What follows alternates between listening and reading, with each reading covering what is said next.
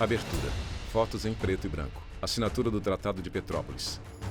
Construção da estrada de ferro na floresta. Primeiro trem na estrada Madeira Mamoré. Homens armados em trincheiras na Revolução Acreana. Plácido de Castro junto a soldados acreanos.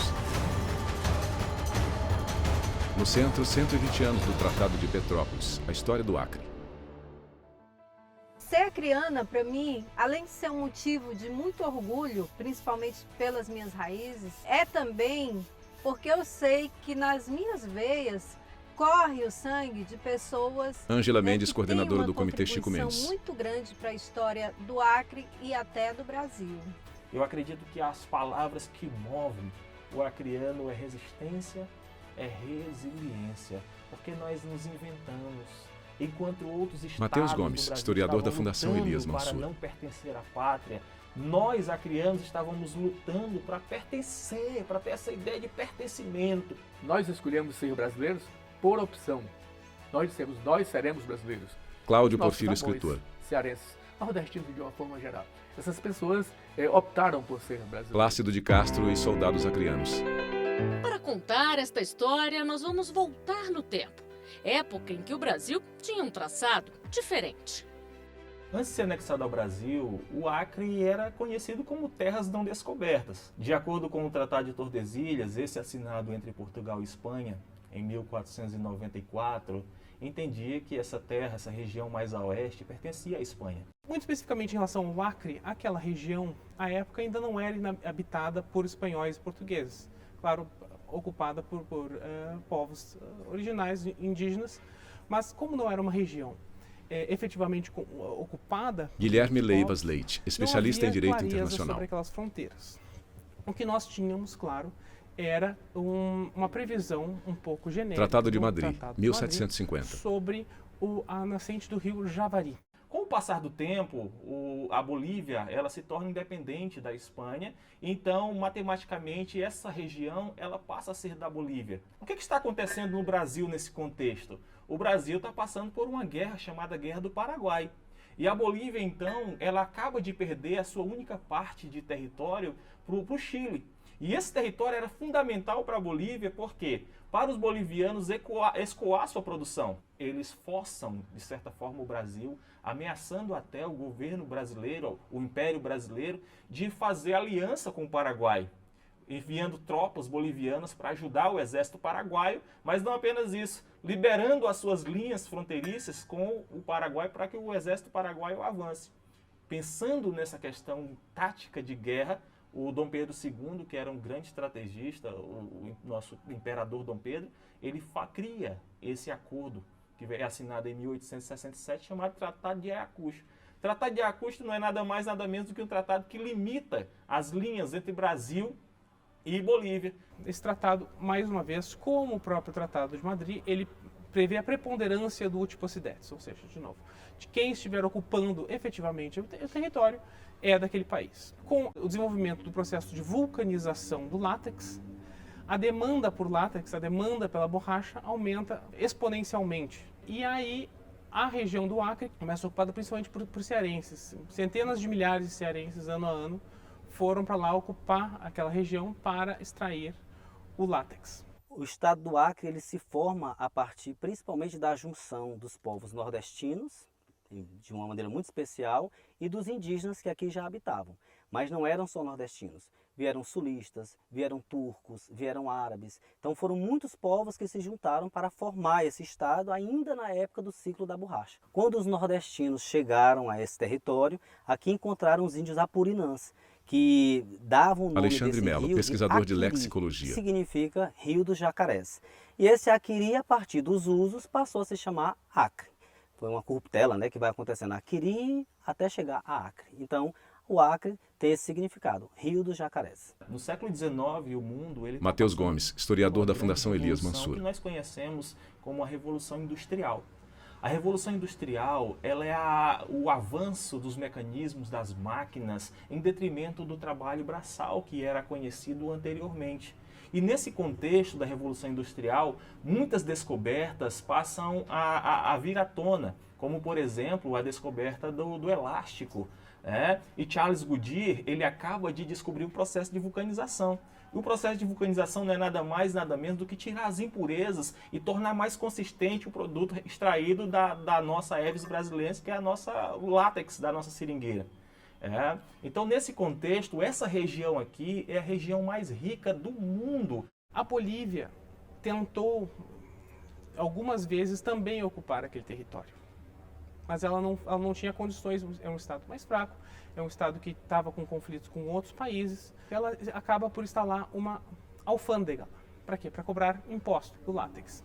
E aí há uma primeira revolta dos brasileiros que estão lá, e é uma revolta que ainda não é apoiada pelo Brasil, porque a visão preponderante do governo brasileiro é de que o Tratado de Ayacucho havia efetivamente cedido aquele território à Bolívia. O Galvez, ele é um fã da Revolução Francesa, ele é um apaixonado pela Revolução Francesa, e então, 100 anos após, no dia 14 de julho de 1899, ele chega nessa região e ele diz o seguinte: se essa pátria não nos quer, vamos fazer uma para nós. Vamos construir o nosso Estado, com as nossas leis, com a nossa bandeira, com a nossa civilidade. A Justiça do Acre, ela tem como marco inicial, vamos dizer assim, da sua criação, o Decreto 3, de autoria do governo independente de Galvez, e quando ele proclamou a República Independente do Acre. E ele criou essa justiça civil, instituiu a justiça civil, a justiça criminal, e tendo como sede a cidade de Porto Acre. Os princípios da Revolução Francesa, a liberdade, igualdade e fraternidade. Eva Evangelista, desembargadora do Tribunal de Justiça do Acre. A Luiz Galvez, que propôs ao Acre um lugar, ou aquilo que era chamado de Acre, que se conhecia como Acre, as terras dos acreanos, de onde saía a melhor borracha, dali eu penso que saiu o quê? A liberdade, a autonomia, a igualdade com os brasileiros, porque se falava em termos de justiça, a única justiça era a boliviana na época, fraternidade, a fraternidade de querermos ser brasileiros, uma escolha dos acreanos, dos seringueiros, dos nordestinos pelo Brasil. O Acre se torna também Estado independente até março de 1900, e então depois o governo federal brasileiro devolve as terras ao território boliviano, reconhecendo aquele acordo lá do Tratado de Ayacucho, assinado em La Paz, que reconhecia essas terras como terras bolivianas. Isso gera uma insatisfação enorme por conta dos seringalistas, Joaquim Vitor, Coronel Alexandrino e outros seringalistas que tomavam conta, porque era inadmissível você trabalhar num território, você sendo brasileiro, ganhando seus recursos, ganhando seus dividendos, e você pagar taxas, altos tributos para o governo boliviano. Então, nesse contexto de cisânia, é que começa a surgir, a aflorar burburinhos nos ouvidos desses homens, no coração desses homens, a ideia de uma revolução, a ideia de uma revolta armada para tomar de fato essas terras das mãos dos bolivianos. Como a Bolívia viu que não conseguia ocupar aquele território por si, Guilherme Leivas Leite, ela especialista em começa a direito negociar internacional. com os Estados Unidos e com o Reino Unido uma cessão daquele território. Então ela cederia aquele território a uma empresa. Essa empresa teria todos os direitos sobre o território, indicaria seus próprios juízes, aplicaria a sua própria lei e poderia inclusive criar uma força policial paramilitar para defender aquele território. E nós temos uma terceira revolta do Acre, que é liderada por Plácido de Castro, e nesse caso sim o Brasil vem a apoiar, intervir, porque justamente para prevenir que potências estrangeiras viessem a atuar no território amazônico. Mapa das Cortes Brasileiras. Começou então a ser delineado o Tratado de Petrópolis, que incorporou o território acreano ao nosso país. São indicados primeiro, na delegação brasileira, o Rui Barbosa, o Barão do Rio Branco e o Assis Brasil, que era embaixador em Washington. E o Rio Branco, ele tinha um entendimento de que o Tratado de Ayacucho havia efetivamente sido cedido para a Bolívia. Então ele achava que por causa daquele tratado seria perigoso submeter a questão a uma arbitragem. Seria mais interessante uma negociação direta, possivelmente, o que ao cabo acabou acontecendo foi essa permuta onerosa que a gente chama. Houve troca de territórios para ambos os lados e um pagamento. Esse Tratado de ele é Petrópolis, assinado 1903. na cidade serrana do Rio de Janeiro, e a ideia é exatamente isso, estabelecer um acordo entre o governo brasileiro e o governo boliviano. Esse acordo Mateus vai Gomes, historiador da pagar Fundação Elias aos Mansur. bolivianos 2 milhões de libras esterlinas, que é um valor considerável. Também entregar parte do território do Mato Grosso, um pouco mais de 3 mil quilômetros, para o território boliviano, e a construção de uma estrada de ferro, conhecida como Estrada de Ferro Madeira-Malmoré, que dava para o boliviano essa possibilidade de escoar a sua produção. Faltava ainda resolver mais uma disputa entre os países vizinhos. Euclides da Cunha fez parte da Comissão de Reconhecimento do Alto Purus, que após a assinatura do Tratado de Petrópolis, que é o Tratado Brasil-Bolívia, né, Maria de Jesus, professora de mestrado em Geografia, UFAC. Né, que reclamava que as terras negociadas com a Bolívia não eram da Bolívia, né, e também precisava definir a fronteira política com o Peru. Então, nisso Guilherme também, Leivas Leite, especialista em direito internacional. Conseguir deixar que as negociações fossem bilaterais, primeiro com a Bolívia. Uma vez resolvido a questão com a Bolívia, o Acordo de Petrópolis previa no seu artigo 8º que o Brasil daria negociações com o Peru após a ratificação do Acordo de Petrópolis. Há uma pequena cessão de alguns territórios e aí, com o Tratado do Rio de Janeiro, nós temos a resolução das questões de fronteira do Brasil com os seus vizinhos. O Acre é a última unidade da Federação Brasileira, né, definida numa relação internacional, com uma fronteira internacional. Nós somos de 1903, né, a assinatura do Tratado de Petrópolis, e com a Bolívia, em 1909, a assinatura do Tratado do Rio de Janeiro com o Peru.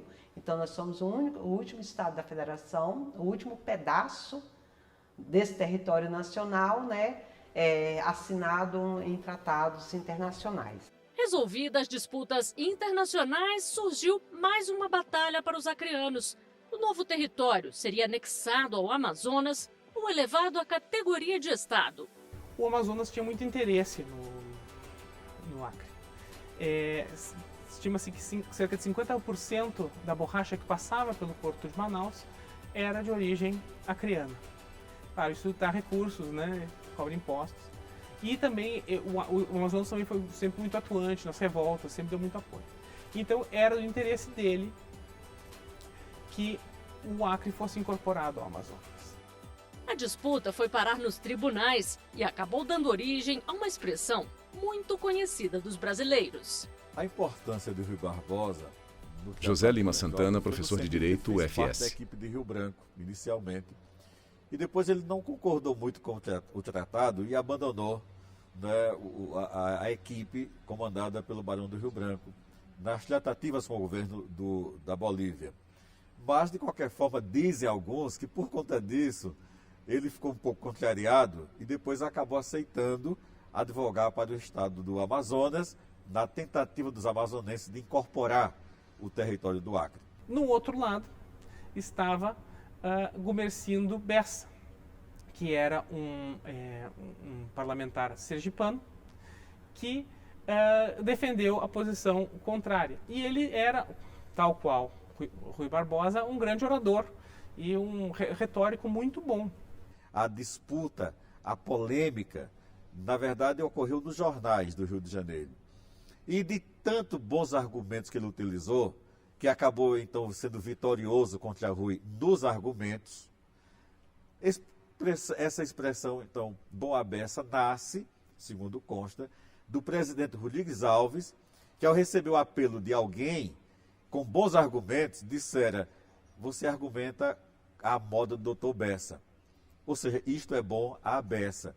E essa expressão acabou sendo incorporada, né, no português brasileiro. Gumercindo Bessa se escreve com 2 S's, mas depois da padronização da reforma ortográfica ficou Guilherme Leivas Leite, especialista em Direito Internacional. Essa história é confirmada no próprio dicionário Wise, se a gente for ver a origem do termo. Então, esses argumentos dele em defesa dessa autonomia territorial do Acre, em defesa do povo do Acre, José Lima é que Santana, o levou professor a de ser Direito, UFS. reconhecido pela imprensa, pelo povo e até mesmo pelo Supremo, porque acabou mais tarde encampando o pensamento dele, que acabou sendo definido pela Carta Constitucional de 34. Os acreanos que aqui residem, eles têm uma esperança de que na Constituição de 34 o Acre passa a se tornar, então, Estado de fato brasileiro. Algo que não acontece, porque com a Constituição de 34 eles criam um limite populacional para que o Estado se tornasse de fato Estado. E após a Segunda Guerra Mundial, volta então à tona, né, com José Guiomar dos Santos, essa ideia... Matheus Gomes, historiador da Fundação Elias Mansur. Mansur. Vai se concretizar em 1962, no dia 15 de junho de 1962. O Acre se tornou Estado por um Lei projeto de lei 4070 de federal. 1962. Foi um dos poucos atos do presidente João Goulart. Tinha como seu primeiro-ministro Tancredo Neves, que era correligionário do autor do projeto de lei. No projeto de lei, Eva Evangelista, Federal, desembargadora do Tribunal de também Justiça mineiro. do Acre. Ele tinha sido governador do território e indicado pelo governo federal. Ele era amigo de Juscelino Kubitschek, Tancredo Neves, e daí eu penso que as circunstâncias também colaboraram muito, né? O Acre foi o primeiro pedaço de terra da nossa federação a ter uma definição como território federal. Foi o primeiro, né, em 1962. Esta elevação do Acre à categoria de Estado vai consolidar o sentimento de autonomia do nosso Estado, e verdadeiramente incorporado como Estado. Então, esse é muito importante o 15 de junho. 15 de junho para o Acre é algo que é a nossa autonomia, é o nosso sentimento de acreano se tornando um Estado da Federação. Vinheta. No centro, com o estado do Acre no mapa ao fundo, um jeito de lutar pela floresta. Eu nasci Ângela no Mendes, Seringal coordenadora do Comitê Cachoeira, Chico Mendes. antigo Seringal Cachoeira, que hoje é um projeto de assentamento extrativista em Chapuri, né? Nasci em 1969, filha de Eunice Feitosa Mendes e de Francisco Alves Mendes Filho, Chico Mendes. O Acre hoje ele é reconhecido nacional e internacionalmente a partir da luta e da trajetória de Chico Mendes. Então, com certeza, não é possível, né, falar do Acre hoje sem mencionar Chico Mendes, que foi uma grande liderança, né, que protagonizou uma revolução verde dentro das matas de Chapuri, né, que conduziu um movimento muito forte, né, de resistência. Na década de 70, com a expansão do gado, com a vinda, né, dos grandes fazendeiros para cá, eles também perceberam que tinham inimigos em comum e, estrategicamente, idealizaram uma grande aliança, que foi a Aliança dos Povos da Floresta, né, entre indígenas, ribeirinhos e seringueiros, né, para fazer justamente o enfrentamento, para resistirem, né, coletivamente a esses inimigos, a essas ameaças. O próprio projeto Seringueiro, né, que foi um projeto de alfabetização para adultos, né, a concepção da criação das reservas extrativistas, né, a valorização da floresta em pé, tudo isso foi absorvido por um modelo de Estado, por um projeto de Estado baseado nesses conceitos. Ou seja, a floresta, né, como um grande ativo, capaz de mobilizar movimentos, capaz de fazer do Acre uma referência de política ambiental para o mundo, inclusive, não só no Brasil, mas para o mundo. Então, esse movimento que surgiu nas florestas, através do empate, mas também através, né, do projeto Seringueiro, mas que era através da concepção de reservas extrativistas, né, desse modelo de vida das populações tradicionais, né, que conviviam harmonicamente com a floresta, porque sabiam, né, que sem a floresta em pé, eles não tinham como manter sua identidade, eles não tinham como manter seu território. Então surge daí também essa necessidade de lutar pela conquista do território, que também virou política pública. Então o Acre, esse movimento dos seringueiros aqui do Acre, liderados pelo meu pai, ele deu realmente norte, ele deu, né, o start a muitas políticas públicas. Vinheta, no centro, um jeito de falar. Nós temos Alexandre Melo, pesquisador de lexicologia. Acreano. Uma delas a gente pode falar sobre a própria entonação e a mudança de algumas palavras no interior delas. por exemplo, é muito comum o acreano falar vou mesmo, e nessa entonação que dá uma confirmação de que ele vai. E isso vai ser com diversas outras formas de linguajar.